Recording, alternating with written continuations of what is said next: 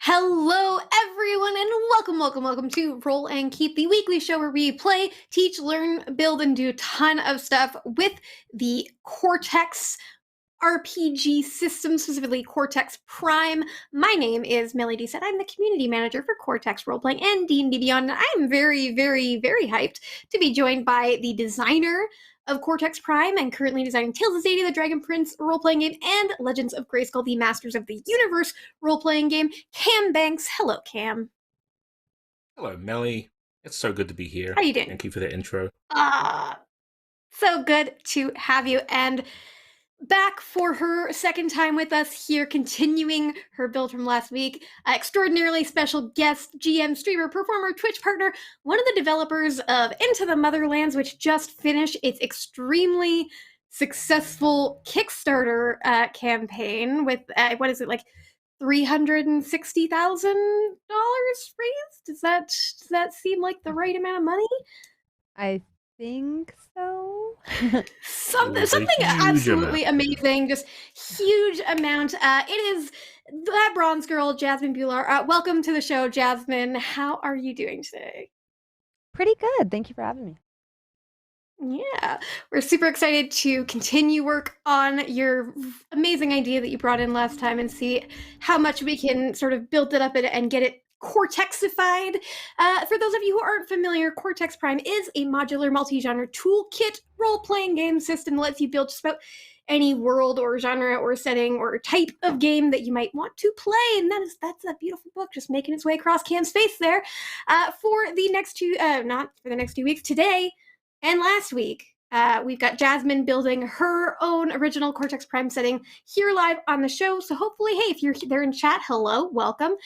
We'd love, as we're discussing things, go ahead and shout out your own ideas. I'm going to be keeping one eye on chat. And if you get inspired and want to build your own Cortex RPG setting, you can check out cortexrpg.com. And that Cortex Prime Game Handbook, this one, is exactly what you need to do what we're going to be doing here today. We're also going to give away digital copies in chat. We'll do that throughout, so keep an eye out for keywords. With all that said, I'm super duper excited for us to continue. Are you guys ready? Mm-hmm. Outstanding. Yes. Jasmine, can you sort of give us, tell us what we did last time. What is the game that we started creating here, and where did we leave off? Yeah, so we started off with like an aquatic setting that was kind of like Adeptus Mechanicus meets Waterworld meets Subnautica, and then we kitted out or started building out what character creation would look like, what stats would look like, and kind of fell upon the idea that it would depend on the emotional state of the player at that time, or the character in that moment, as opposed to, predetermined skills. So this basically allows every character to be able to attempt to do everything and have varying levels of success depending on whether they're stressed, frightened, invested in the outcome or not. So I think we kitted that out, and I'm trying to think what else we did. Oh, we talked about what role they would have when coming to the planet in question. I think we had started talking about that, whether they would be nobles or people like political prisoners, people mercenaries, stowaways, things like that. And we had just started getting into what conflict would look like in this world. I think that's where we had just wrapped. Yeah, absolutely. And I think last week we sort of talked about some of the stuff that we might want to touch on today. So we had, base building, like there are these places on this planet that people are starting to kind of build communities around, that kind of a center of the game. Vehicles of some kind, the ships that they come in on, or vehicles they might be able to use in the water. Leviathans, which are just those massive megafauna that you've got in this world that I'm really excited. I hope we have a chance to explore that today. And as well, just in general with Cortex, things we might want to explore is, how we use certain types of Cortex mechanics, tests and contests and growth and all that sort of thing. Jasmine, what's the spot that you would love to work on first? Like, what is the number one? Yeah. Yes. What are our options? This is my first time building something with Cortex. Yeah. Well, we Mm-hmm. we can figure out how this base building might work, what that might look like. We can talk about how vehicles might work in the game. We can talk about what happens with these Leviathans. How do we interact with them? How might they work? How might the GM use them? Or we can talk about a little bit more even about the characters. Cam had some ideas with archetypes, which is one of the mods in Cortex, with that as well. If we want to talk more about the conflict side, we can start talking about tests and contests. Or if we want to talk about, hey, how does a character change over the course of the game, session to session and on, we can talk about growth. What do you think is the number one that we should figure out first? I guess like vehicles and growth would be cool to tackle. Heck yeah. Mm-hmm. Cam, can you tell us, I know that there are some rules about vehicles in this book. Can you tell us a little bit about that?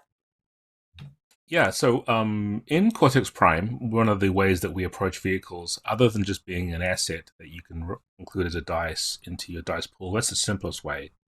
Like if you had my favorite car, the 8, that's one thing. There's a whole section though in the book called the Motor Pool, where we take this idea of expanding that into something a little bit bigger and more interesting, so that your players can interact with vehicles, and vehicles have their own stats, vehicles do their own things as well as what players do. So the same concept applies with vehicles as it does with characters. You've got a number of trait sets for a vehicle. The vehicles have their own distinctions. So as players have 3 distinctions, like we went last week, I think we talked about them being a faction. Wait. Yeah, what do you know? Who did you arrive with, and what do you like? With our 3 distinction kind of things to make that elevator pitch for your character. When the same thing with vehicles, you decide 3 distinctions that describe that vehicle. So it could be a clunky old ship. It could also be things like leaks like a sieve. It could also be tougher as nails. Those 3 things are just like basic descriptive things that describe the vehicle. But vehicles also have, at least in the rules that we've got in the book, things like engines, systems, and I think hull or body or something similar, frame. And those are all sort of, you can see down there in the picture. Mm-hmm. There's ways to describe it and have ratings for each of those things. So one vehicle may be faster or stronger or tougher than another one. And you can represent that kind of in stats, right? My favorite part of vehicles, though, is that you get to include a vehicle distinction in with your distinction as well in your dice pool whenever you're in a vehicle using it to do something. So if you're riding a bike and you want to corner a turn and then your bike's got a distinction like, handles amazingly or something, you can include that as well as your own distinction, like, world-class motorbike rider could be a distinction of yours. Mm-hmm. You get both of them. You do have to, however, switch out, I think it's your attribute for the vehicle's attribute. So you may be the most amazing and most agile person in the world, but if your bike can't handle a turn, then it doesn't matter, right? So there's rules in there to describe how a character and a vehicle interact with each other.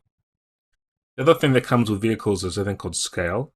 Scale is how you know when it's a vehicle thing versus a character size thing. The vehicle size thing normally gets an extra die, and it can keep an extra die in its total when it rolls dice because it's just bigger and more, tough. 2 vehicles, it doesn't matter because the scale balances out and you don't bother with it. But you can also use scale for things like the Leviathans. We can talk about Leviathans having scale because they're enormous. And although scale normally works with a D8 as a bonus die, you can rank that from D8 all the way to D12 if you want, or even D6. So the biggest vehicles or the biggest Leviathans have a D12 die, which they always get to keep. Whereas smaller ones, maybe sort of little scout ships and so forth, have a D6 or a D8. So that's just one way of approaching it. I think it's cool that you want to look into it like with stations. I mentioned last week you wanted something for each character to do in their vehicle. Yeah. And yeah, when I worked with Eugenio on the Into the Motherlands, one of the things we talked about was stations there too. And the cool idea with that was each station has its own distinction, has its own SFX, a thing that's special that station can do. And so when you are at that station in your vehicle, like if it's the pilot chair or if it's the computer bank or whatever, you get to use those things yourself, and you make your rolls on your turn, and everyone else gets their own turn to do their own thing at different stations. And if for some reason you switch out, like if you say, "Oh my gosh, the pilot's fallen down and he's injured and we can't get him up," I got to jump over to the pilot's chair and sit down. Then suddenly I have that set of extra stats that I can use instead of the ones I had just like 2 minutes ago. So that's another thing too. If you really want to have it so that vehicles form a substantial part of the game, then you expand this sort of the ideas in the motor pool even further from what they were. They become not just a character, but a whole bunch of different things you can use to interact with characters. Okay. I think it would be cool to have like to have the ships also function as like almost like a hub in terms of like a guild hall. Like this could be not just someplace that you're in some of the time, but all of the time. Which I think would be cool because maybe then we could have attributes in terms of like how quickly you heal here or what services are available on board. Yeah, just an idea that it could also be interesting to kind of use this idea of these stations and these attributes and distinctions that we can attach to different, parts of these ships, and maybe that can expand into this idea of the base building of we can use these same concepts and apply them also to that and have things we can do with that. Okay. It does also sound to me, Jasmine, like in some ways you kind of want the ship to be the base for some groups, right? Yeah. You could take the same idea with stations and resources that you could sort of over time add to your ship or the different parts of the ship. That could also be true for a base. It doesn't have to be any different from terms of mechanics. The only real difference is the base doesn't move around, right? It's immobile. But it could have that its can own be like one of the traits qualities. is mobility. Yeah, well, I mean, I like the idea too that if it comes down to it, then at some point maybe your base underwater needs to get up and sort of be moved because there's an imminent sea quake or something awful, but it's super slow and it can't do much. It's just like, So, I think that's that the whole guild hall thing. I think is completely in line with what you were talking about last week with getting small groups together and deciding what's their group focus. Are they moving around the ocean doing their stuff? Are they sort of based out of one place, or a combination of those? I think it would probably be like mostly immobile, kind of like the way aircraft carriers can move around but don't move very much, and when they do it's kind of slow but serve as like a launch point for smaller vessels to kind of like branch off from. So I feel like it would be like I feel like there would probably be smaller exploratory vehicles that people would use, or scouting vehicles, and maybe even some kind of like seahorse fashioned like water trike that people would use, but then they could dock them in this like much larger like structure. That would be kind of cool.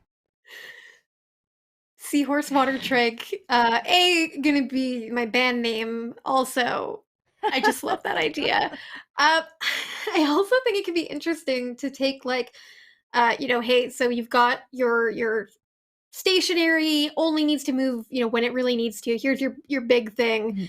And then you have these smaller things that can, using that idea that Cam said of these different levels of these scale dice, and being able to have those as like, here's our umbrella of our big aircraft carrier, and then that's our D12, then here's our D10, or these aircrafts, because they're your passenger things. Here's our D8s of this, here's our D6 of these seahorse trikes, which I love so much. And you can again still kind of pull this same, like whatever you kind of set up for the mechanics of these, it can just sort of be in some ways pulled through all these different things. So you just have this one core mechanic that applies to like all of your different your kind of base level things and your individual arm. This is my single person pod ship. And it lets you kind of simplify it, but also allow so much customization of exactly what that is for each group that plays it, for each character, for each different base that people might make in different games. Okay, so how would we do that? Yeah. Well, I was also thinking last week, you'd mentioned turtles. I have not stopped thinking about the turtle side of things, right? I love that you've also brought in seahorses now. I think if we kind of ran with this idea, right? Aquatic creatures that have been... they're not actually turtles or seahorses. They're sort of like modeled after them. In fact, it may be that this world doesn't have native turtles and seahorses. That's what we all brought with us when we showed up, because we don't understand how alien aquatic life works, right? The Leviathans and everything that's smaller than them here are like, whatever, that's weird, jellyfishy things, who knows? So we've got like sort of shark-sized things, you've got turtle-sized, bigger things, some sort of big, base whale, and then you can use those comparisons and sort of say, okay, well, this is a seahorse scale, right? D6 is seahorse scale, and then like D10 is turtle scale, and D12 is whatever the base we want to use as, like, I don't know, barnacle, limpet, megalodon. But that at least gives you some idea when you're talking about game prep. If you want to pull out something out of your out of the air and you don't know what to do, you think, okay, so how big is this thing going to be? So creating something on the fly is a really important thing for some people running Cortex, because you can't necessarily always prepare everything. So if all you have to do is come up with, what scale is it? Oh, it's D10. Okay. What are the 3 sort of vehicle stats? So it's got this, this, and this. And then everything else I'll make up if I need it. And then people can sort of like, okay, that's cool. That's enough. Yeah. That keeps you as the GM from going, oh my gosh, I don't know how many stats. I don't have a book full of ships. I don't have this. You can at least go with that as the basic. I think like the 3 stats would probably be maneuverability, speed, and durability. Yep. Like that. You Yeah, can like also probably have, like as an other than the attribute, size, and then it could almost be like maneuverability is in stark contrast to size, and so is speed, but durability is directly proportional to size in my mind, because if you have like a kind of trike that is, or like a upright motorcycle type of thing that maybe sucks up water through like a mouth-like apparatus and jettisons it out the tail, so it's like kind of like moving upright, that probably wouldn't be able to take a lot of damage because it's so small, and so every piece is like more integral to its functioning, versus like something larger that's more dolphin size that maybe you ride on its back, like that could probably lose a fin without... I'm really happy these are metal and not real animals, otherwise this conversation would be very dark, but it would be. losing an appendage might harm your maneuverability. Maybe it's harder to steer now, but you could still do that. You could still keep it moving. So it's possible that then you take these scale dice, which are your sort of categories of things. So your D6 is like the seahorse trike, and then your D8 is your dolphin 2-seater thing or whatever. And you say, hey, so if you're a D6, your max durability, you could say, is X. If you're a D12, your max speed is X, or whatever kinds of things. Like you could say that's, hey, if you got this, you're capped at this on whatever else. So we've got attributes. You said maneuverability, speed, and durability. So then we can look at distinctions as well, right, Cam? Vehicles have distinctions. Well, so I think it would be cool to take away the whole idea of the sort of the things that the ship or whatever can do and put them into a station-based way, so that your seahorse style thing has one station. It's you, right? It doesn't matter. You can't really put anyone else on it. And so you just give a couple of little abilities that it can do, and you're set. The equivalent of skills, right? Because we don't have that kind of thing for characters. Characters have the capability, capacity, cognition, all that kind of stuff, and courage.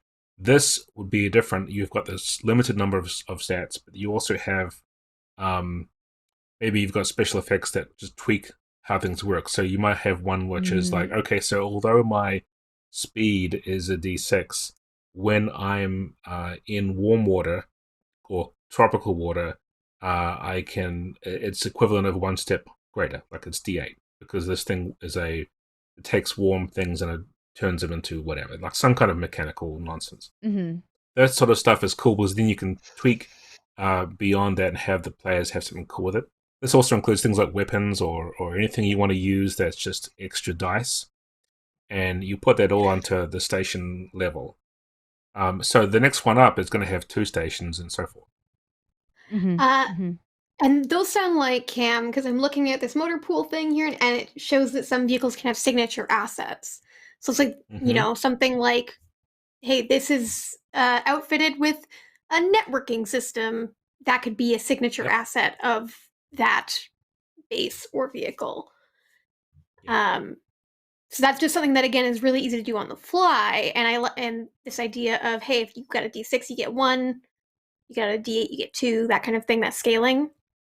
And then we also have distinctions, which we can set up similarly to how we set up distinctions for characters, where we can kind of give prompts of what these things should cover. I just finished a confab game. Shout out to the Cortex Creator Confab, which is a 10-day design jam. I had vehicles in mine, and I just came up with, just general distinctions that were like, hey, what makes this a great vehicle? How is it powered, and what makes it unique? And then that kind of just gives a lot of freedom. You can make it more specific, like these ones in here. In the book, you've got a model, the history, and the customization. And so there's lots of different directions you can go. Is there something that kind of stands out that you really want people to be able to like, yeah, I can freeform say this is a distinction, and now I can roll that when that distinction would apply. Is there something that stands out to you, Jasmine, that you'd want to cover?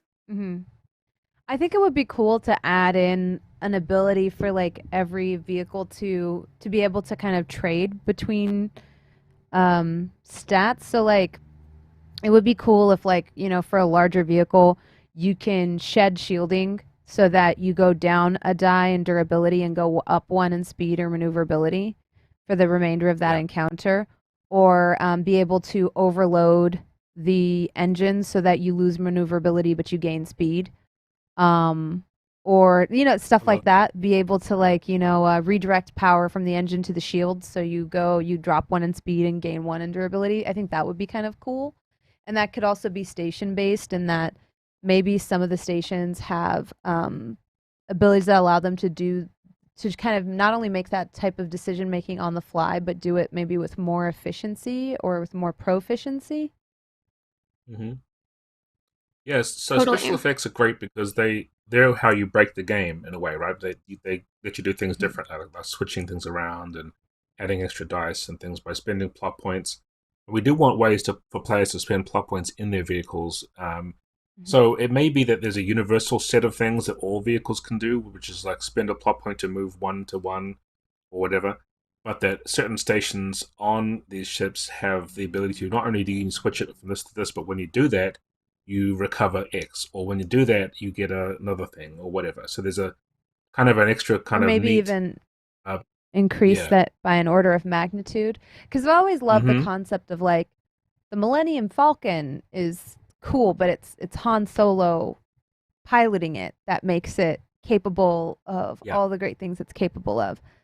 And it would be cool to have that reflected in the system somehow, where it's like, if this is your jam, or if this is something you're good at, maybe any pilot, or even like Kaylee from Firefly, like any engineer can do this, but in order to pull it off this well, this fast, without having the engine blow up, that's when you have an S-class engineer in the engineering station. So it feels like to me that when we're talking about the characters, they've got their attributes, they've got their distinctions, and their relationships.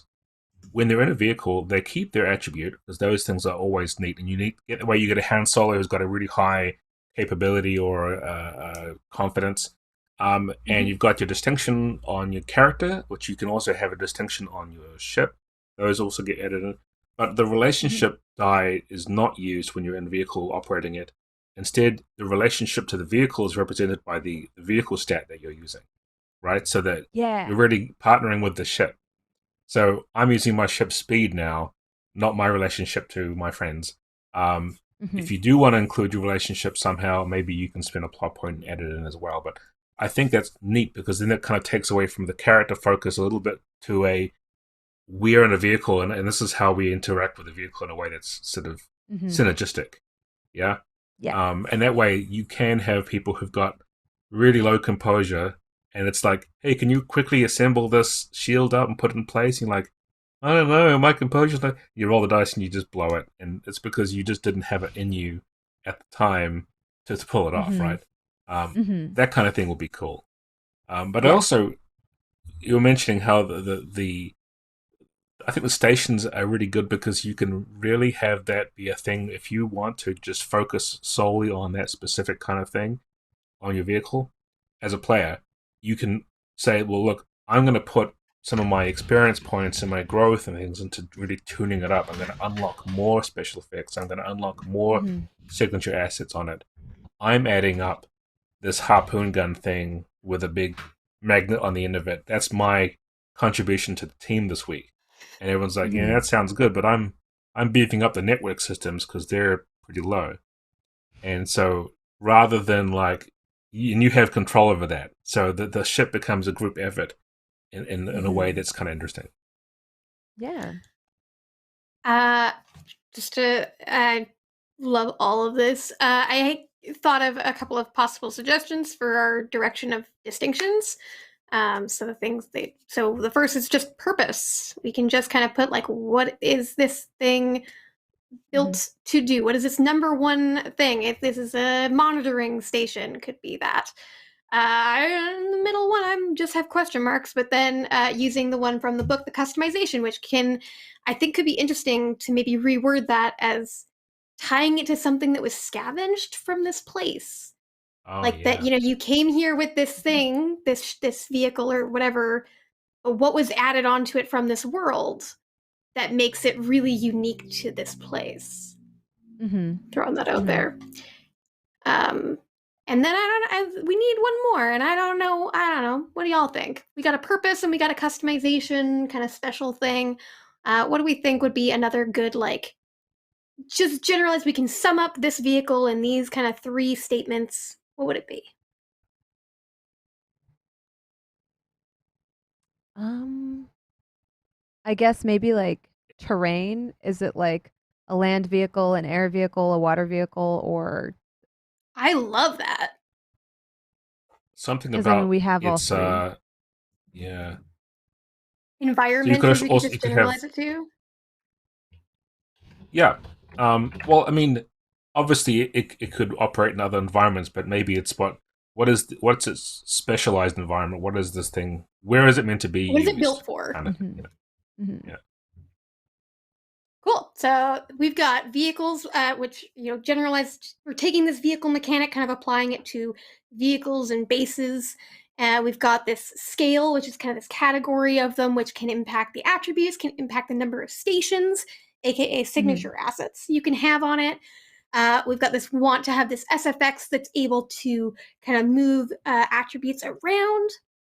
The distinctions, purpose, environment, scavenged customization, attributes of maneuverability, speed, durability, and this idea that when you are kind of using a station or a vehicle or a base, that you will replace your relationship die with the vehicle attribute that you're using.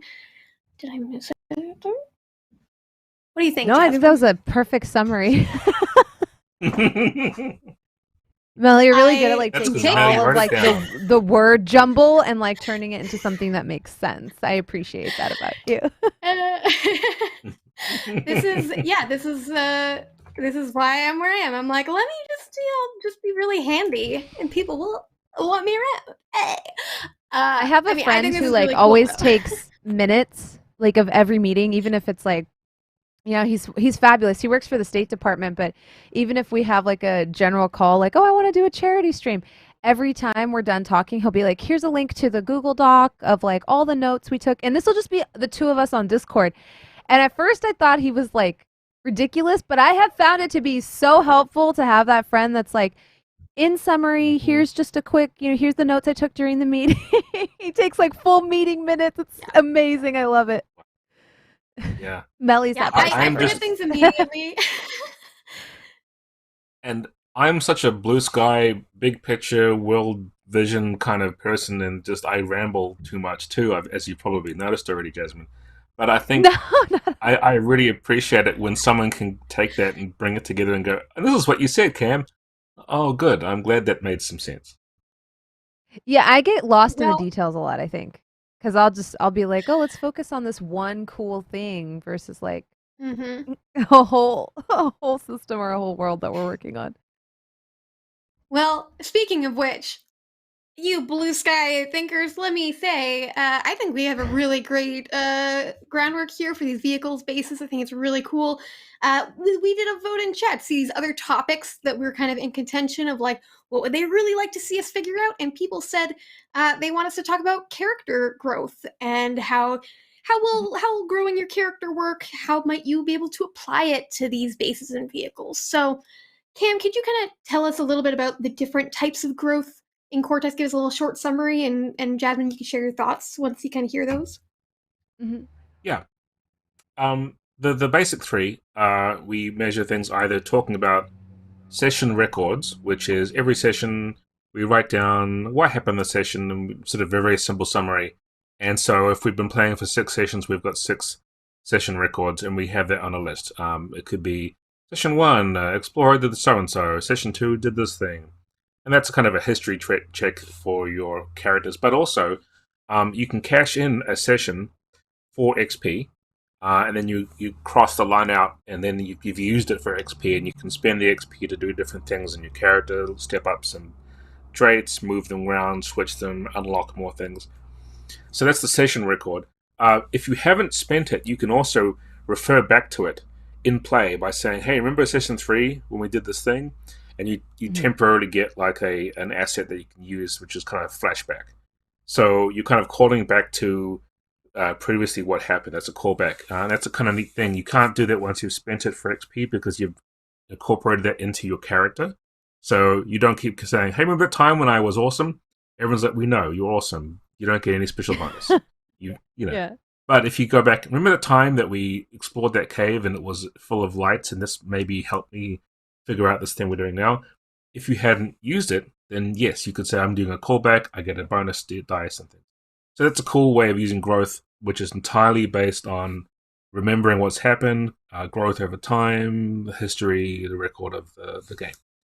Mm-hmm. Second one is especially useful for games that use values or relationships or very dramatic kinds of things. And that is, we just call it growth, which is you challenge one of your beliefs or feelings or emotions or your relationships.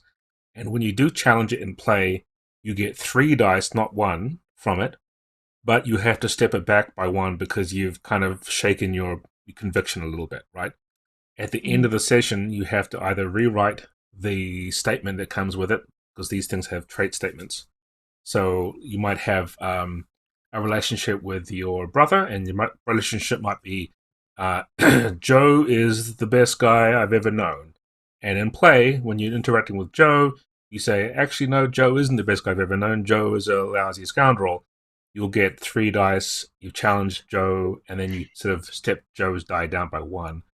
At the end of the session, either you say, I was wrong, Joe's fine, it's all good, but you have to keep it at that low level because you've challenged it. Or you say, no, I'm sure that my relationship with Joe is different now.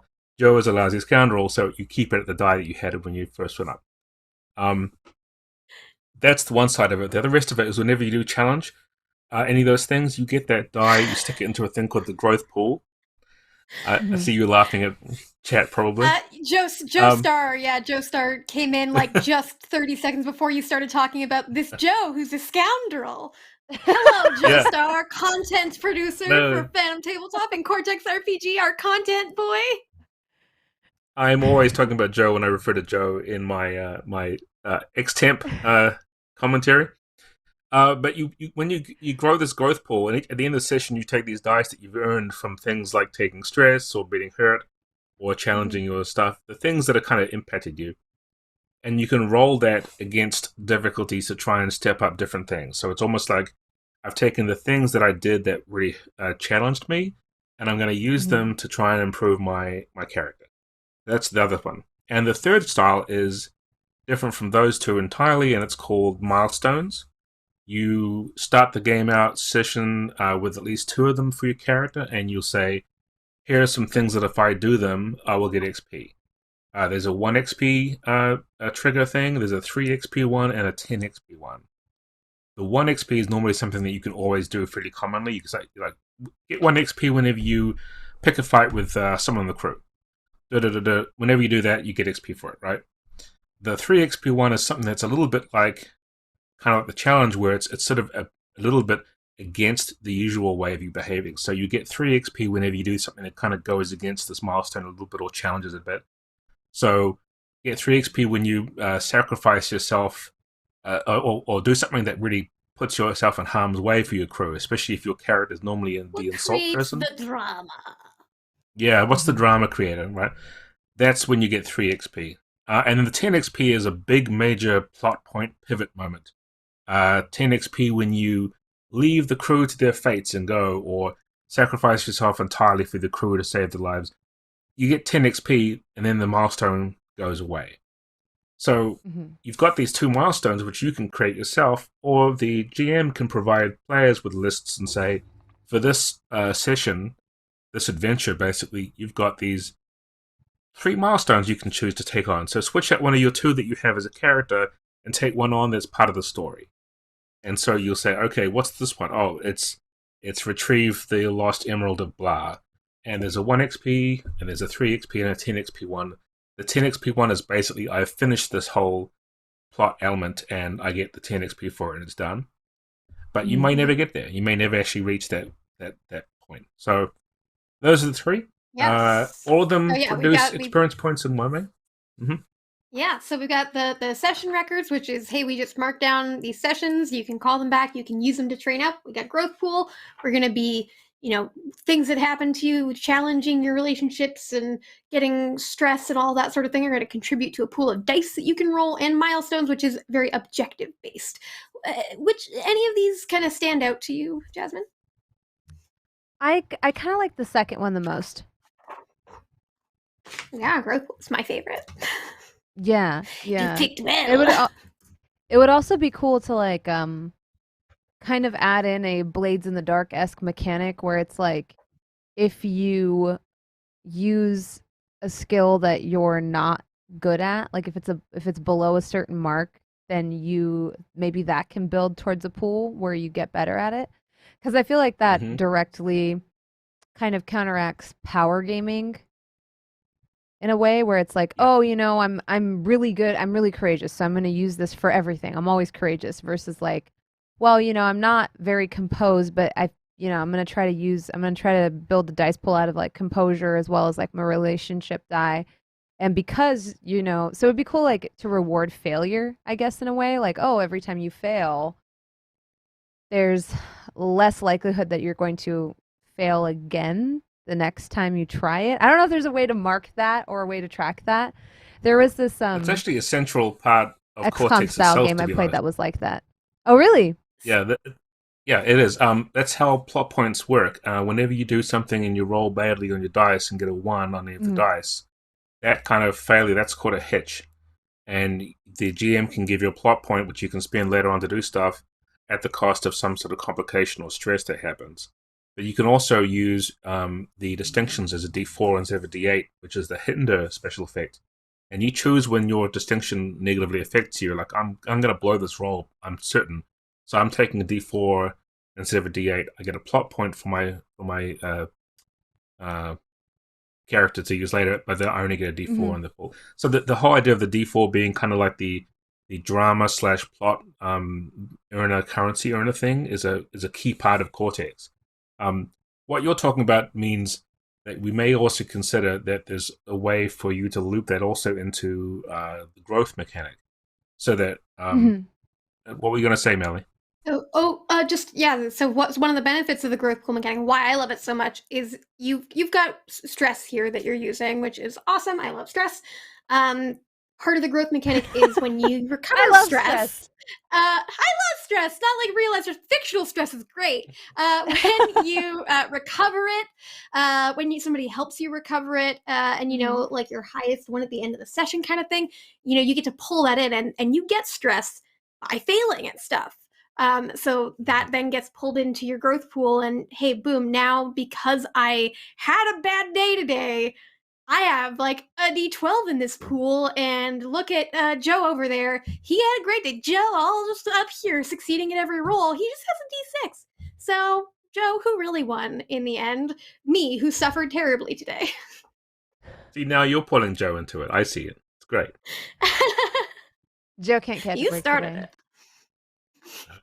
So yes, Jasmine, but so- all this stuff is completely doable, and I love that most about games like that, where your choice to take it on the chin leads you to having a better chance later on to succeed. But you have to take it on the chin first before you can do that. Mm-hmm. Yeah. Cool.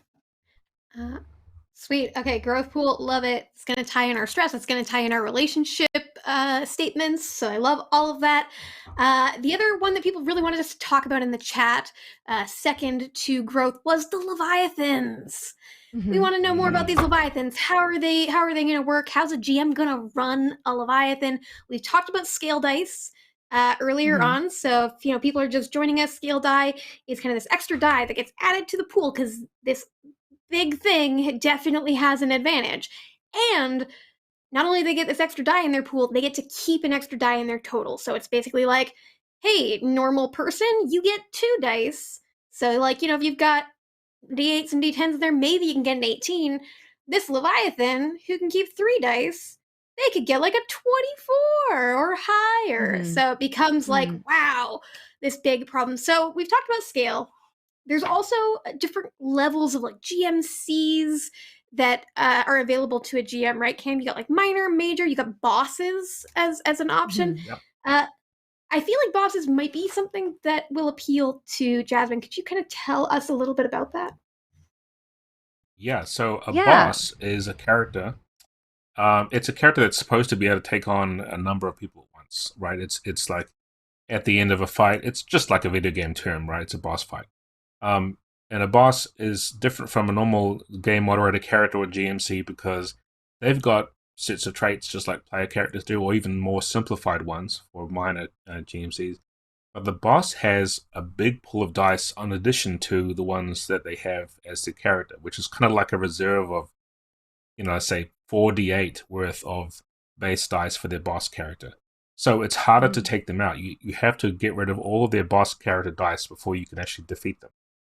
And so it's a way to make the boss character a lot more troublesome. They could be pretty low stats. It doesn't really need to be something which is that hard to do, but it just takes time to go through.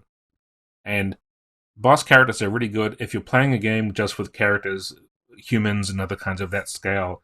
They're like, okay, it's the villain, it's the arch villain, it's the mastermind, it's the really badass character who shows up and does things that everyone's all worried about, and they're a step above other characters because of that reason.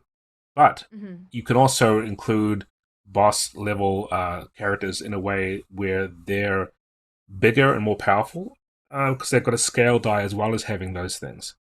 So you could have a scale die plus the boss dice plus the normal traits, and that's like kind of like, I think did I do scale for the glove wielding Titan in there? I don't know if I did or not.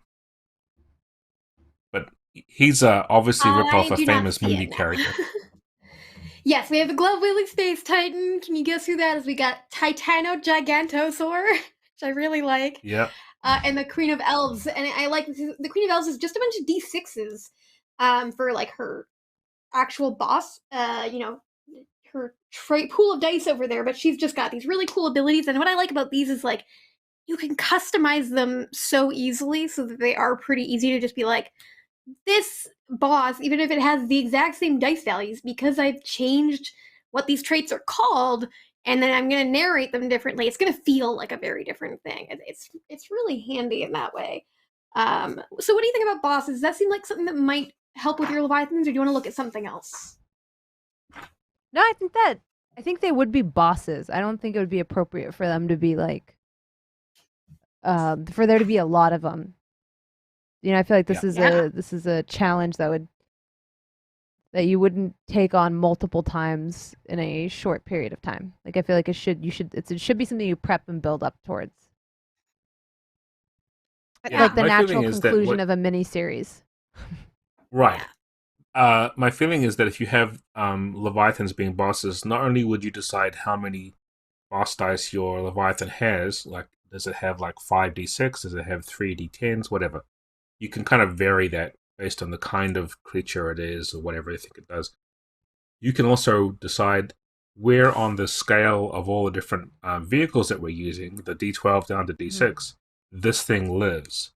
So it could be a d8 scale boss, which is still dangerous to everybody because it's got the scale die and everything else, but your big d10 ship could do a lot more against it than maybe the horseshoe ones or even people by themselves.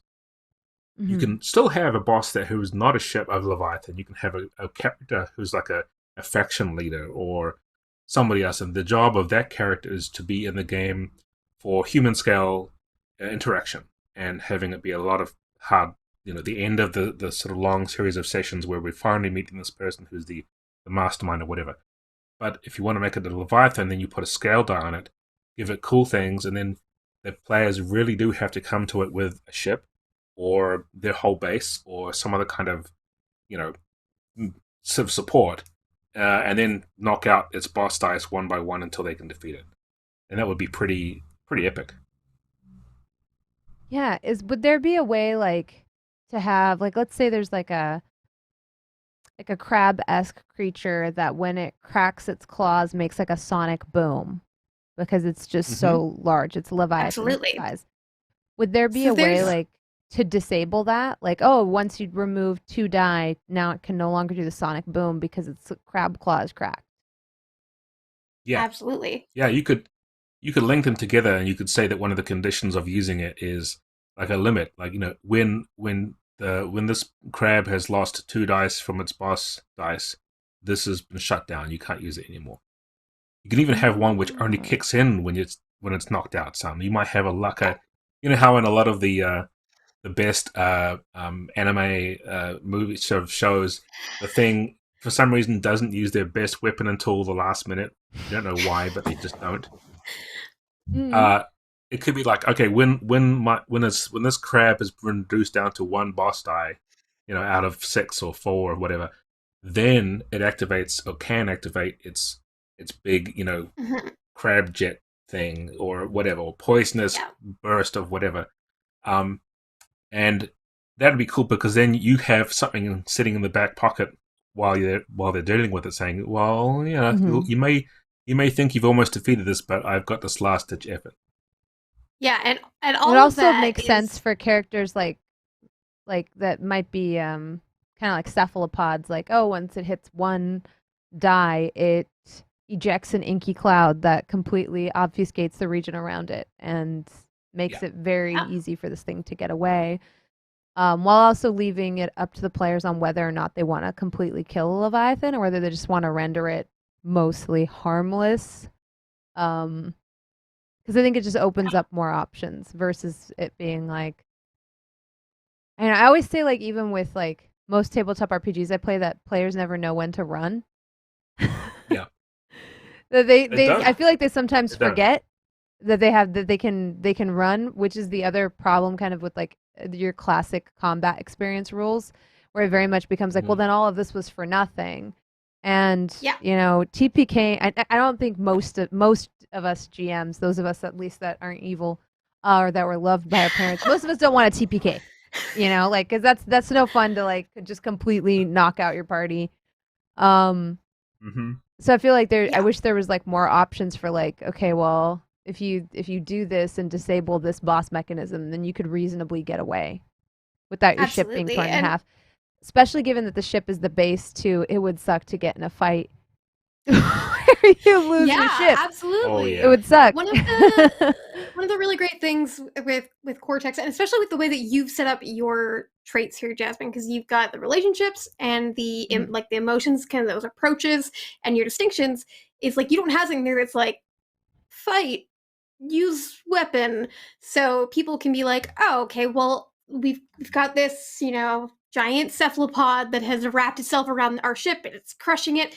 We have to figure this out. So yeah, I as a player could say, well, yeah, my character would want to take this thing on and hurt it and get it off of here, but somebody else's character might be like, well, actually, like maybe I want to use my cognitive abilities to, figure out a way to get it off and lure it away.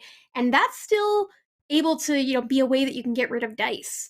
It doesn't have to be Mhm. like we smashed this die. It can just be we Yep. resolved that die, that problem with that die. Mhm. And it Mhm. really just does come down to, hey, how do the players want to handle it? What kind of characters did they make? Did they all make marine biologists?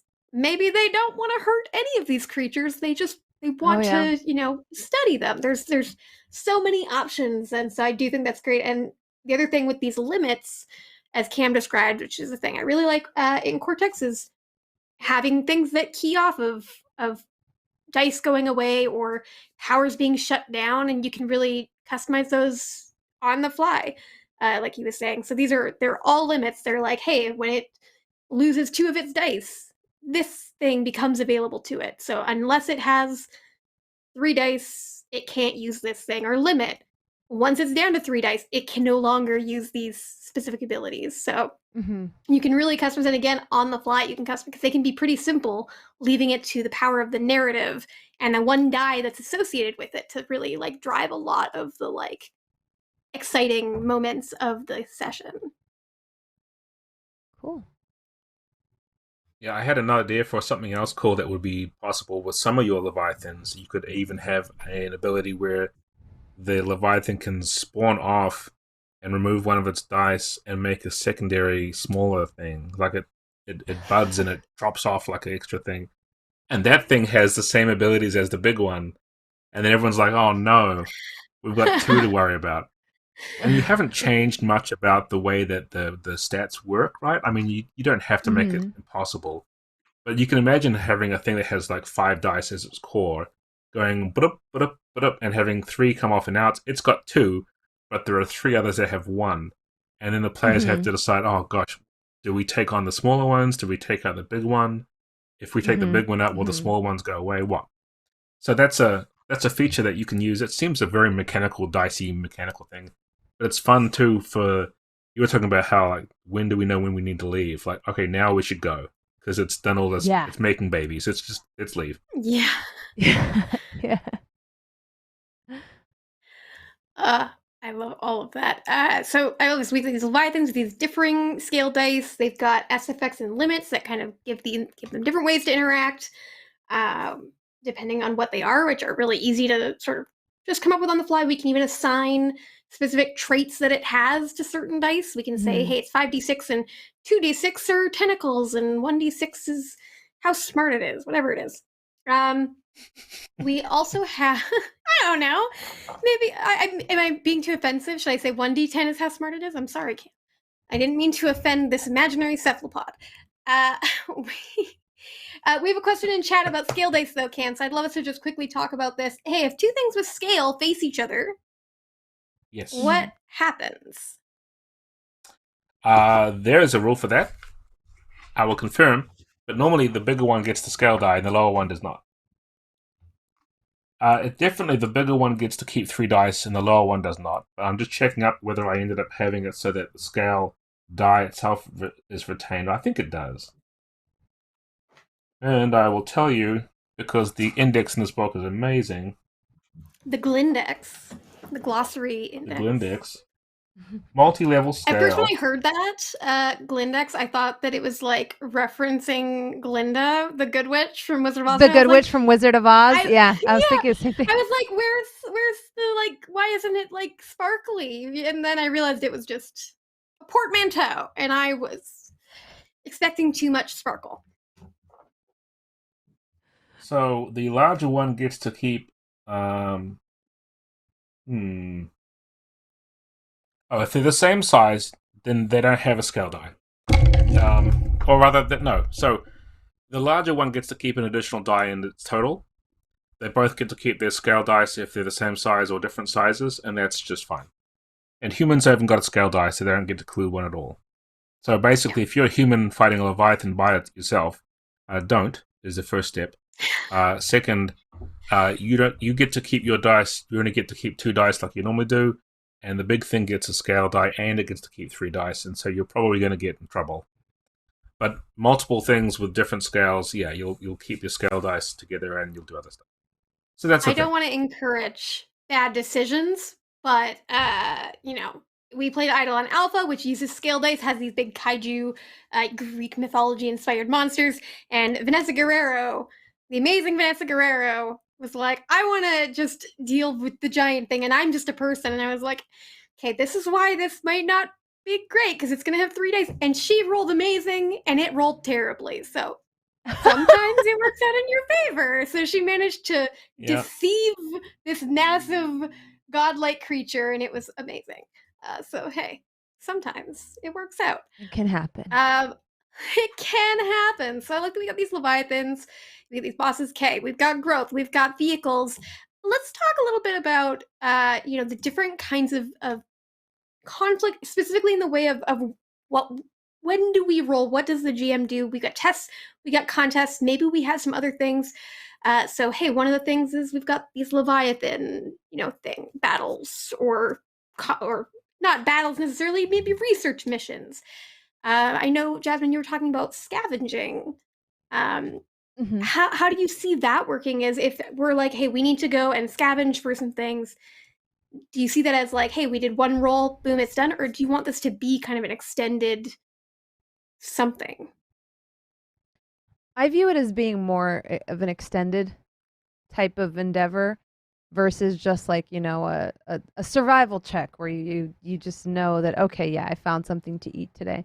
I think it would be better to like make it something a little bit more drawn out so that there's not just a win condition and a fail condition, but varying levels of success. So I think like that it would make more sense for it to be maybe a series of rolls. And I would say that you roll in this system when you ask a question as opposed to a statement, which I guess is like very philosophical in the sense of like it depends on the player's confidence. But because I don't believe in rolling for things that just seem like you would know how to do it, like, oh, well, I'm an expert in this, so but I think we all have that, especially when you're in character of like not being sure. So it would be like, anytime the player's like, oh, I crack open the lock and open the door versus can I crack open the lock? I don't know. Let's see if you can crack open the lock. Because that's kind of that's my DMing style. If they call it into question, then I'm questioning it as well. If they're confident about it, then I'm reasonably sure they could crack it open too. So I would say that anytime you have a question mark and not a period. Yeah, and that's definitely one of the things in Cortex that it specifies, like, hey, you only roll when the result of something is in question, where you don't know what's going to happen, because it could turn out badly. If there's no chance of it not going the way that they expect it to, why are we rolling dice? Let's save the dice rolling for when we really care what the result is. But Cam, hey, we're talking about the scavenging idea of it being kind of an extended sort of thing, that maybe there's some multiple roles being involved. What are some options that she might look at for that? There's a couple ways to do this. The very simplest way is we have tests and contests. Tests are the GM rolls 2 dice based on the difficulty, adds them together, and says that's the target number you have to beat. So 2d8 difficulty, you have to beat 14. and the player puts together a dice pool and then rolls to try and beat it with their dice. And if they succeed, they succeed. If they fail, they don't. Right? That's the basic one. You can complicate that in a number of ways. One of the ways I like is that you can complicate it by saying if you fail, you take stress, which means that you tried doing something and you didn't do it, so you get stress on one of the attributes you used. Another way is saying this thing requires multiple tests, and here they are, X, Y, and Z. If you fail one, you may not have failed the entire thing, but you've earned the problem. It's still moving forward, but it didn't turn out the way you wanted. Right? The outcome is not as the way you wanted, but it's something different. If you failed all three, then maybe it's completely a mess. That's another one. And then there's the idea of the crisis pool or challenge pool, or however you want to call it, which is similar to the boss dice. It's this many dice in a pool. That's the problem. You all take turns to knock dice out of it until all dice are gone. And so you can approach each player can do whatever they want if it's their own method of trying to deal with the problem. One character may be very physical and try and bash the kick out of it somehow. And you could say, okay, you're doing this thing. You're smashing doors open and looking for scavenging stuff. Okay, smash, smash, smash. If they succeed, they take a die out of the challenge pool. And if they fail, they'll take stress because they did something stupid. Another character might say, no, I'm sending my drones in there. I'm doing a very thinky thing with some tech. And if they succeed, they take a die out. So you can go around the whole table and just say how everyone wants to do it. And once they've all had their turn, then you can take what's left of the dice and then roll that against somebody, kind of as it's the time for the problem's going to do something to you. So I'm going to roll the dice and say, okay, Joe, you've been too much of a scoundrel today, so smack. We use that in Hammerheads. Yeah, we're going to make Joe afraid. We're going to give him some afraid stress with this problem. It's also something we use in Tales of Xadia. We took the sort of idea of crisis pools and made it the challenge pool. But this general idea is that there's a singular problem, and it's larger than anyone can take on by themselves, and we'll all have to team up and do a part of it. So a scavenging mission, you can decide as a GM, this scavenging mission is going to be, I'll say, 4d6. It'll take you a while, so it's more dice, but it's not very hard. Anything you try probably is going to help contribute towards that success. Whereas you could have, this is a scavenging mission in a sort of a deep trench. It's super dangerous. Everything about it is horrible, but if you do it quickly, you can do it. So it's like a 3d12 or 2d10, Then the players go, that's a lot of dice, or, those dice are huge. I don't know if I want to try this, because if I fail, I'm going to get stressed. So maybe you two try this, and I'll stay back. And that gives the players some choices. It gives you also the scope to make it a long scavenge thing, if you think it's fun, or relatively quick. And the cool part about all of this is you can decide in your head, or you can write down little notes. Each die is a specific kind of thing or problem, a sub-problem within that bigger problem. So you might say, this is 3d6, but the first one is getting somewhere, the second one is retrieving a thing, and the third one is getting out of there without getting hurt. And if they get all three of them, then great, right? But, it's a thing you can tinker with, but I think it's a pretty good way of doing it versus the whole survival check. Yeah, it also can work as, this is one scene, we're really getting all this stuff done here. It's kind of more action focused, and also just a montage. I've used this mechanic for a montage of people doing research, and so everybody approached it in their own way. So one person was talking to some people at a bar, one person was at a library, and one person was breaking into some place. So there's so many different ways people can approach this. Yeah, I like the pool system a lot because it's also leaves it to the player to determine what action they want to take versus I guess you could do that with contested roles as well, but I think it's less like one person attempting something and everyone attempting it. It kind of gives more clear mechanics for help, which is I feel like the question I hear the most, which is can I help? Can I help? And then you always have to ask, well, how are you helping? This kind of removes a lot of that by just offering a clear and concise way where you can narrate how you're helping to an overall endeavor versus how you're narrating helping every specific step of something, I've noticed this Exactly. in science fiction games a lot, where people are like, "Oh, I'm gonna try to hack into this terminal," and someone else is like, "Can I help?" And I'm like, "How are you helping?" Yeah. And they're like, Yeah. Standing behind I'm them, gonna looking look over. over. I'll push the B Yeah, button. looking over the shoulder. Yeah, I was like, I feel like that would Yes. be more distracting than anything else. But with this, it's like I'm gonna hack the terminal.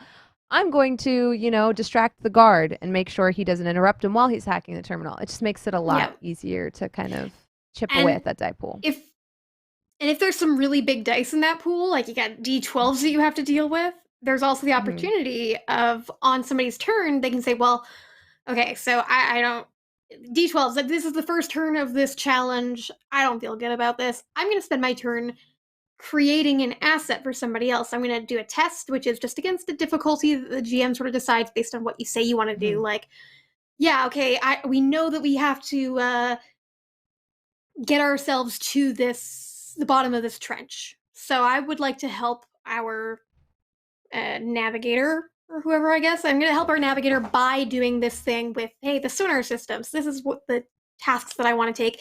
And instead of me contributing to getting rid of that pool, I'm going to do this test to see if I succeed at what I'm doing, and I get to take my effect die and I hand it over to that person. I say, cool, when you do that next roll, you get this die that I just created for your roll, which will hopefully make it easier for us to Yeah. succeed at this very difficult thing. So it gives the opportunity to be Mhm. like, I want to help somebody directly on my turn, or I just want to help the overall challenge on my turn. Hmm. Which whenever I play, I'm like, how can I help somebody else? I want to give somebody a die.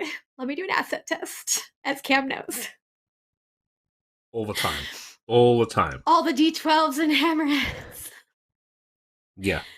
No, but Jasmine, I think that's one of the things I like most about this approach is I get tired of the people in D&D who are the support character, and when they're creating their character, they always think, I'm going to be really helpful. I'm going to play this awesome support bard or whatever, and a cleric, and then you realize that you're not having any fun. It's not as much fun as you thought it was to help everybody else Yeah. out, and if you feel that way every session, eventually, like next time, I'm just making a tank. I'm just making a big fighter. I don't care. You could just do what I do, and my friend told me about this like silly meme of like this dude who has like these working hands, and it's like, oh, my hands look like this, so her hands can look like this, and it's like kind of just silly and cringy. But we duo in League of Legends, and a lot of times like I play support or ADC, but when I'm support, I always say my assists look like this, so his kills can look like that, and he just every time he's like, why? And I do it in D&D too, where I'm like, my inspiration die look like this, so that your hit rolls can look like that. I love it. Yes. I'm beating that stupid cringy line to death with that. So yeah, I think this is like a much better way to do it if you don't want to be I mean, weird like you could me and still use constantly that because talk you'd be about like, your assists. my asset die looked like this, so your heroic success could look like this. There you Yeah, go. yeah. I Uh, think overall, if you've got a system that can cater to all the different types of playstyle in one way or another, then Mhm. you're getting people what they want. I mean, honestly, there are absolutely. some character types I've wanted to play in the past because they seem like cool ideas, but in play they don't work in some systems, and it's because they just don't. It's not made for them, right? Yeah. So here we have an opportunity to sort of say, okay, no, you're playing the sort of introvert scientist who nevertheless does help out a lot. Because if this Mhm. was a TV show or a movie, you know that they'd be one of the protagonists. They're not just like Yeah. that nameless person off the back. And too often, I think we make characters that we want to be protagonists and end up being the red shirt or something. So Mhm. Mhm. Yeah, and the way that you've set this up, Jasmine, especially with, again, I say these emotions as attributes, the capability, capacity, cognition, composure, confidence, courage, like anybody can kind of step up and be the center. They don't have to be like, I'm gonna punch the shark in the face in order to be the person who is Yeah. solving a problem.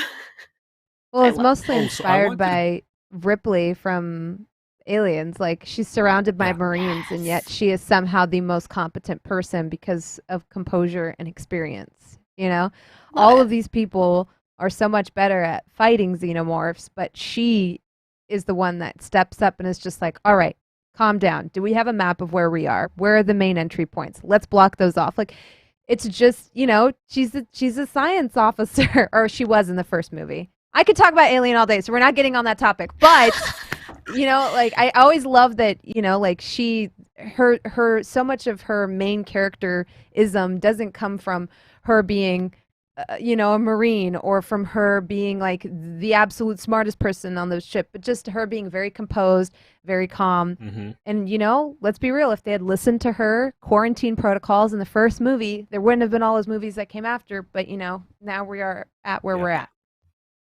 That's what drama is all about, though. I want to Yes. circle back around to that.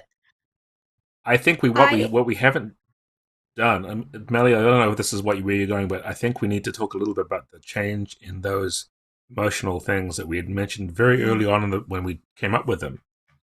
How do they change? Yes, so there's to play? that.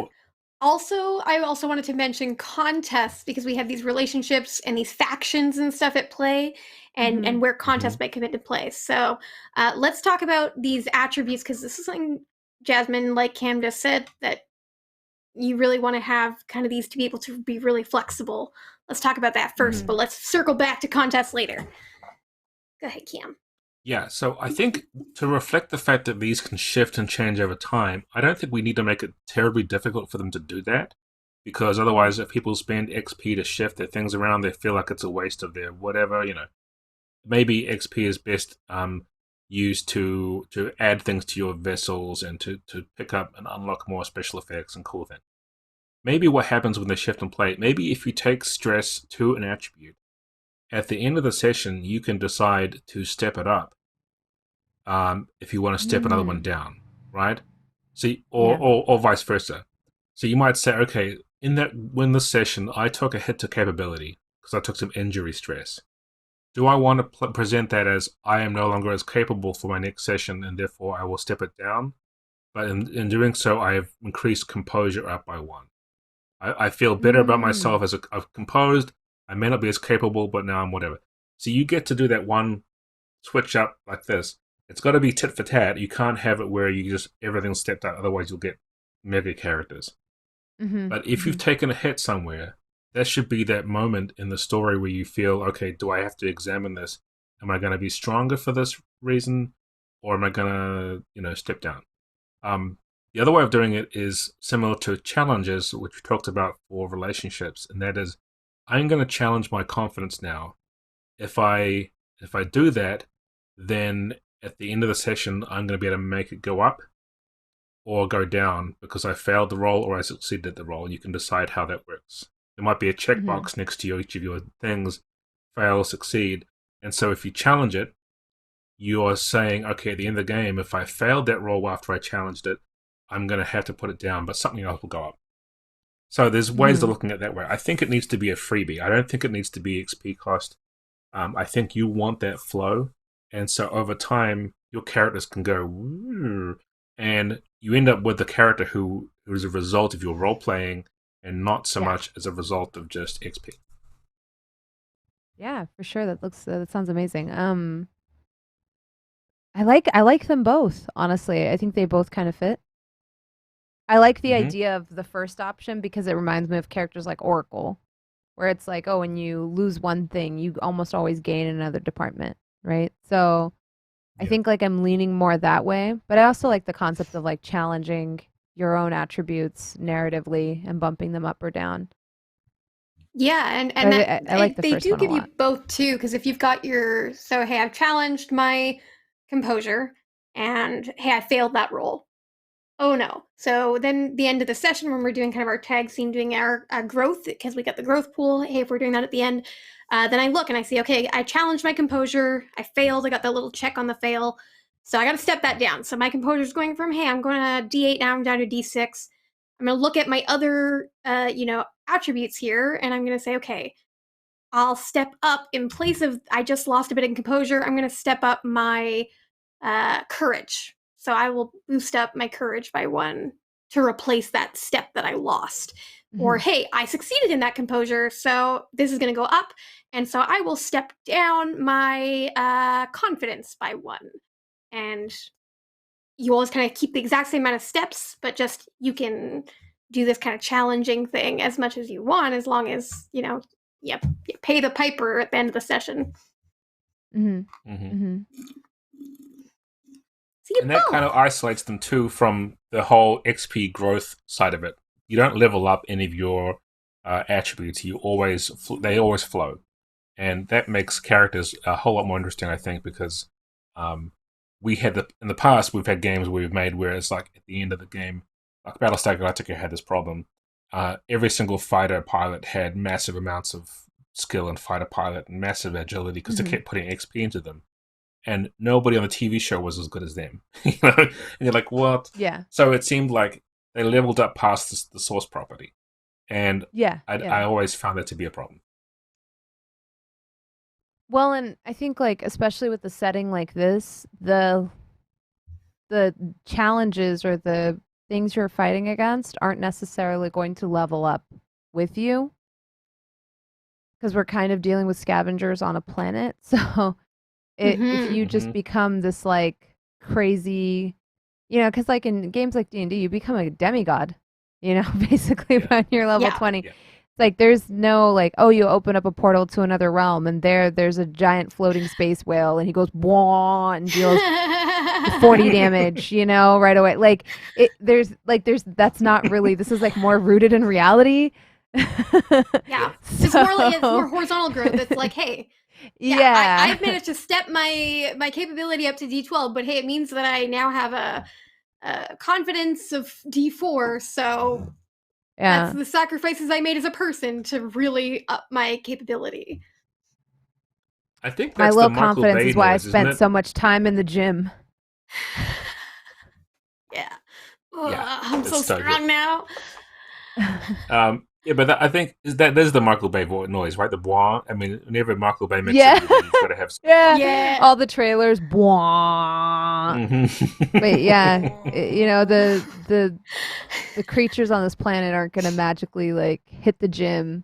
I'm not saying you can't up the challenges that your players are put against. Obviously you can, but in a longer form campaign, if they just keep growing upwards versus, like, having character growth, then eventually you're going to hit a point where it's like, how is anything a reasonable challenge to these people anymore? At this point, they could probably just kill God and make their own planet. And this ties into your relationships too, where those are changing, but again, they're bounded, where it's like, I'm challenging this, I'm going to step this up, but I'm going to step that one down.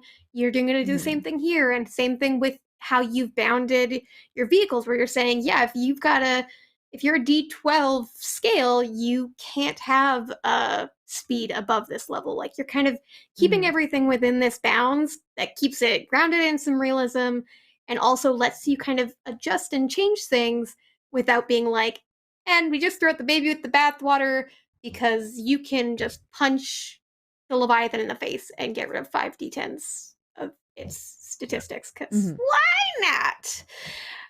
As fun as that may be to some people. I mean, games are fun to break sometimes. If we want to make a Cortex shark punching game, why not? But sometimes you also want to have, like... Yeah, because, I mean, like, there's nothing wrong with breaking systems and feeling powerful, and in games like D&D, I do love that, but I think with this game where it's kind of based in, like, scavenging and crafting, if you were that powerful, you would get to a point where it's like, why are you scavenging anymore at this point? Why are you still here? Why haven't you moved on to something else? And so the game kind of, I think, would fall apart. The setting, I should say, would fall apart if you were just, like, very, very, very good at everything all the time. Why do you need to scavenge for tools or resources or materials or ships? Because you're an amazing swimmer, with all of this composure stat and all of this, capability stat. I'm assuming you could just swim like a dolphin normally. Why do you need a sea trike? Now I'm imagining like a human, like swimming like a dolphin. I love a sea trike. I mean, maybe you got like a D6 level. It could even be like a suit. that makes you just really slick and able to swim like a dolphin. Why not? But I love this for attributes. So we got this tied in with our challenging, being able to kind of just shift these with play. Let's hop back over to contests. Actually, a couple things with testing. One is you just mentioned crafting. I realized we haven't talked really about that. So you've scavenged and you've got the stuff. And so now you want to craft. You want to, you've got your vehicle, your station, and you want to do some crafting to either maybe you want to give yourself a signature asset, you want to, get a new station set up with your vehicle, or maybe you want to change your vehicle in some way. So I think we need to talk crafting, and is that, a single test, or is that also a challenge like how we've done the scavenging part? Is it just, hey, you've got to meet this, or can it be a long-term thing? Does it have to take place all at once? Can it take place over multiple sessions? Like, hey, it's 40-12s, and over the course of the game, you're going to slowly chip away at that. So lots of options there. What do you think, Jasmine? What's kind of I like the concept of progress carrying over, and I think it should fall to the person running the game to determine what that pool would look like. If this is for a giant, armored cybernetic turtle base, maybe that is like 6d12s, but it also opens up the opportunity for not only like crafting, like basically, because then scavenging would basically be giving you assets and extra die to roll towards that pool, because it's allowing you to we were able to get this flux capacitor off of the bottom of the ocean, so this is going to maybe beef up our die in some way. It'll also allow other things, like other types of rolls, to happen where I'm going to go see if I can go into town and trade for some scrap metal to help us build this. And I'm going to work on the wiring. I'm going to see if I can build us a ship AI. So everyone can be a part of it versus and the scavenging will just beef up those rolls versus being the only way to progress through that roll. Yeah. So you kind of have I wonder like if scavenging. Project pool. Yeah, a project pool, and but you might even be able to sell something to get resources towards the main thing. So if you decide to trade in your old base to help build your new base, maybe that could provide you with some resources, or maybe you could even deconstruct some of your existing resources to boost up what you are trying to build. Yeah, you say the word resources, and I'm like, hey. This is a very good Cortex mechanic that I think could work with this idea of what do you get from scavenging? How do you use it? How do you get stuff with your trading and all this other stuff? And resources are kind of like an asset, but what's different about them is that, hey, you say, I'm going to commit this resource. I got a D10 massive, Leviathan tooth that is magnetic or something. I don't know. But hey, I've got this thing. And I'm going to use it in this roll because we need to really get a high roll here. And that resource die gets rolled separately from your other dice. It gets used up, so you just get to use it that one time, but it's added as an extra die. Is that correct, Cam? Okay, good. I was worried for a second there. But it's this extra thing. So you could add a whole bunch of resources, and if whatever many you add, you just keep the highest number that you rolled. So if I roll a D10 and a D8 and a couple D6s, and I roll a 7, and that's the highest one I rolled out of all those dice, I'm going to add the 7 to my total. And it's like, boom, I went from a 14 to a 21. It's like amazing. And that gives you a lot of weight to those things that you've worked hard to scavenge, or those things that you did a lot of wheeling and dealing to trade for. Gives you a really good punch for those into your project pools or challenges, whatever we end up calling your creating things. Keep stop moving my hand. Yeah, and one way to think about it too is that you could have your general all-purpose resources, which wouldn't be too hard for players to get hold of, which maybe each of their bases comes where there's a kind of this is the inventory, right? We've got 3d6. We use this in Hammerheads, where we've got 7 dice which you can split amongst different parts of your resources pools. There's like a security pool and a tech pool and whatever. You could just even have a basic, this is our stores, right? And it's going to have 5 dice in it. Whenever you want to use those dice, and normally they're d6s, you roll as many as you want, but you only get to keep one of them, whichever is the highest, and then you've spent them, and then you have to later on recover them somehow, either recharge them or restock or whatever. Then on top of that, you've got this idea of going out and scavenging for better dice. Like, the only way you can get anything better than d6 is by scavenging, so you can go and find a d8 or some d10s. depending on that sort of thing. So the scavenging mission's all about getting primo resources as opposed to the baseline ones which you can always get and restock. So if you wanted to, and you were a player group who was afraid of anything scary, you could sit in your base all day and spend these normal D6 resource dice and maybe incrementally get better. Or you could do the cool thing, which is the Jasmine storyline adventure sort of thing, which is to go out and find something awesome, go through this whole scavenging process, and come back with like 3d10s and 2d8s, and these are cool, and these are, we put them in. But obviously, once you use them, they're spent and they're gone. And those ones wouldn't recharge because they're the one-off items. They're finite. Very cool. And resource dice don't hitch. We had that question in chat. They're separate dice, and you take the highest one. So if you rolled all ones, you just add a 1 to your total. It's not a hitch. It is a separate thing. They're always beneficial, but hey, if you roll really badly, then they're only a little bit beneficial. Sorry. Some people get really mad when they roll like 5 resource dice and get like 2, and you're like, "Why dice suck?" And you're like, "Well, that's what you get." Hey, at least it's additional on your total. You're not replacing one of your other dice for it, so it's pretty sweet.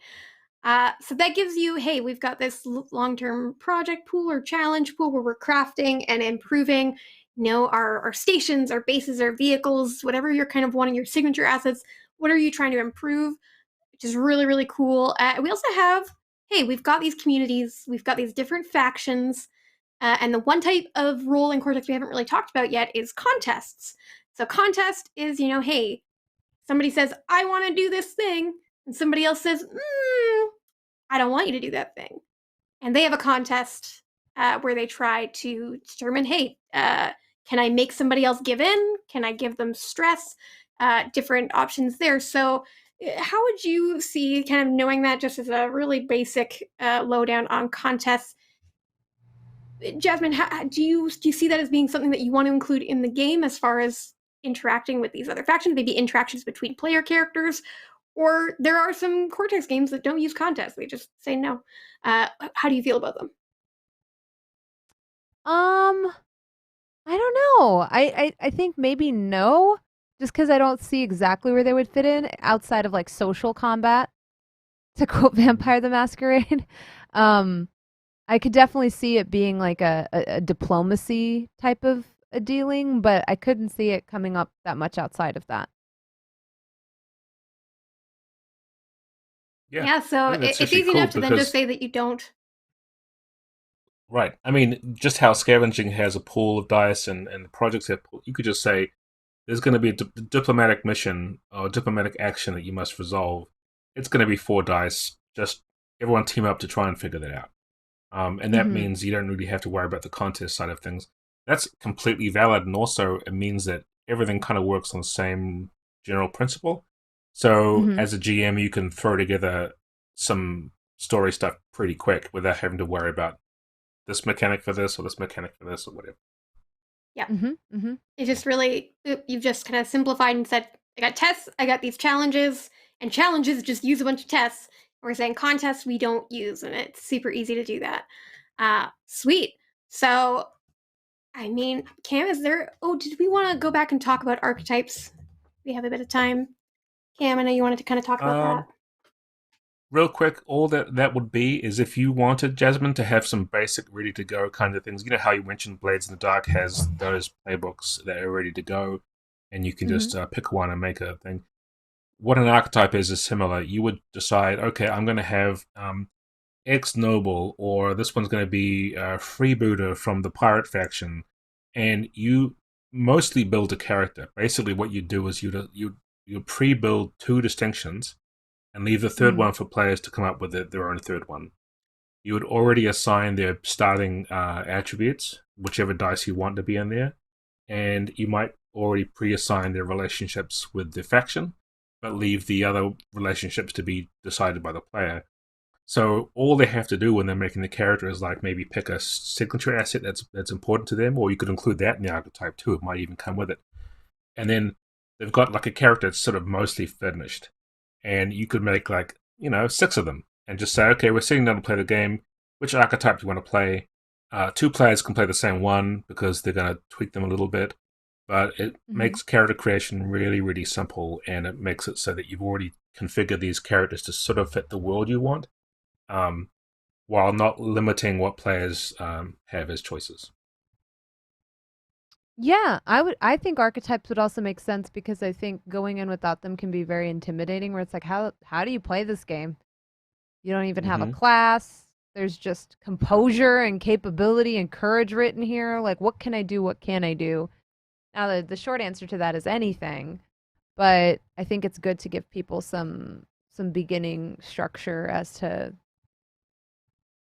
so you know, maybe your archetype could even do with your, like I said, your job before, like when you boarded the ship, like what you were on the ship's manifesto. I think we floated that idea very briefly last time we sat down. Like that could be, like, it doesn't determine who you're going to be and where you're going to go, especially with the sort of growth mechanics we discussed today. But it does give you a starting sort of baseline of where you did, like what you came here as. And that can change and morph as the game is played. Absolutely. Yeah, your archetype essentially answers the question, what do you know and who did you arrive with? Those 2 distinctions would already be pre-done for you. And then you can say, okay, cool. And you're asking the player, you need to choose the last one, which is what do you like? Because I might play an ex-noble who loves cooking. You may play an ex-noble who loves, skeet shooting. We're both very different people, totally. Yeah. Yeah, you can even absolutely. be like an ex-mercenary who loves animals. Heck. And maybe slowly you're becoming a xenobiologist, but in the, in the meantime, you're really good at shooting things. Yeah. I love it. And it gives you the opportunity to be like, hey, it's sort of like how Eidolon Alpha set up where, okay, you pick your end arc distinction, which here that would be, hey, what did you do? What do you know? So, hey, I'm a marine biologist. That's what I am. And then my second thing is that faction. So I'm a marine biologist. So I get these things because I pick marine biologist. I'm getting, whatever signature assets and whatever else we decide to associate with those. And then, hey, I picked that I'm with the eco-terrorists is who I came here with. And so I get these other things that I'm adding to my character sheet. And then boom, I only have to, like Cam said, fill in those extra things that are really specific to me. So people just like, again, comboing things. It's like, I'm a marine biologist eco-terrorist, and you're like, I'm an ex-noble marine eco-terrorist. We're not the same. Approach things very differently. Sweet. So archetypes, I'm writing that down. Sweet. Okay, so I think that covers everything that we needed to sort of go over at this point. So, I mean, like, beyond this, it is then, forming it into a shape that is, a game shape. But this is all of the pieces of the game. Like, you could just say, hey, grab a sheet of paper, we're writing stuff down on it, and we're going to just play right now. Boom, we've got it. But hey, prettying it up. But otherwise, this is really everything for an amazing, amazing game. Jasmine, A, thank you very much for being here. B, could you go ahead and just tell everybody, this is, we could clip this and be like, look at this cool game somebody made. Tell us about the game and why people should want to play your game. And hey, if you have a name for it, you can also share that. Oh gosh, I don't have a name for it. I'm really bad at naming things. I'm like horrific at naming things. But this game is a Subnautica fever dream with all of my favorite elements, deep naval horror themes, giant fancy cyberpunk-esque ships, and sea creatures that want to eat you while you try to cobble together things to kill them. This is a terrible description. So if you ever wanted to play Mad Max Fury Road in an aquatic setting, here we are. Here we are. Amazing. Thank you so much for joining us, Jasmine. This is incredible. Hopefully we'll be able Someone in my chat said, call call it Aquanaut. Aquanaut. That's excellent. Amazing. Hopefully we'll be able to, you've got our contact information. Please let us, if you'd like, unless you don't want us to continue to help, then please don't ask us because we won't be offended. But yes, just ask us and we will definitely help continue making this amazing thing with you and coming up with just a fully fledged game that is ready to go. This has been super duper fun. Jasmine, Thank you is so there much for having anything me. you would like to promote today? Oh yeah, hi, hello. I'm Jasmine, that bronze girl Bhullar. Yeah, I have a D&D game that I DM on my channel, twitch.tv/thatbronzegirl on Tuesday nights at 6 p.m. It's called Shikar. It rebroadcasts 9 a.m. on Sundays. That's our EU-friendly rebroadcast, and yeah, I'm a full-time streamer and content creator. You can keep track of all the projects I'm doing on Twitter. I have a couple of things I'm writing right now, but it's all NDAs, so. Ooh, schmancy NDAs, love So it, I Cam. won't say anything. What's that? Cam, where can you find the internet? Anything you want to particularly shout out or promote today? Not really. I think that continue to follow us, talk about Tales of Zadia, which is the thing we're loving to share at the moment. You can go to talesofzadia.com. You can also follow us on the Twitter at Cortex RPG. You can follow me there at Boy Monster. That is not entirely about work. In fact, most of it isn't. But then you can also chase us up on Instagram and other places. It's pretty fun. I love creating things with people. Collaborating with people is my favorite thing. So please also join our Discord if you want to check in, see me and a lot of other people just rabbiting on all day about Cortex and game building. It's my favorite thing. Excellent. And you can follow me at MellieDM and all of the Cortex places, the Discord and the Twitter and everything that Cam just mentioned. There's also going to be a couple charity streams on Saturday, a Honey Heist stream, as well as a Jasper's Game Day stream. And you can just find the links to those on my Twitter. Thank you so much. Hey, before we go, Jasmine, how many dice and what size do you think it would take us to craft a knitted giant turtle base sweater for our big turtle base? I think like 4d12s, just because it's so large surface area. Carpal tunnel is Yeah. a real serious concern. That's very fair. And also, it has Dropping to be waterproof. stitches. Yeah, Mhm. There's it would be time consuming, I think, a little bit. So it's 40-12s to make that giant turtle sweater. Thank you so much, Jasmine. Thank you, Cam. Thank you, all of you, for joining us today. We will not be back next week. We're taking a break. We're, Canada Day holiday because I'm Canadian. Sorry, everybody. And you'll be able to catch us the following week. We'll share a little bit more of what we're going to have going on then. So we will see you second week of July. Have a great one, and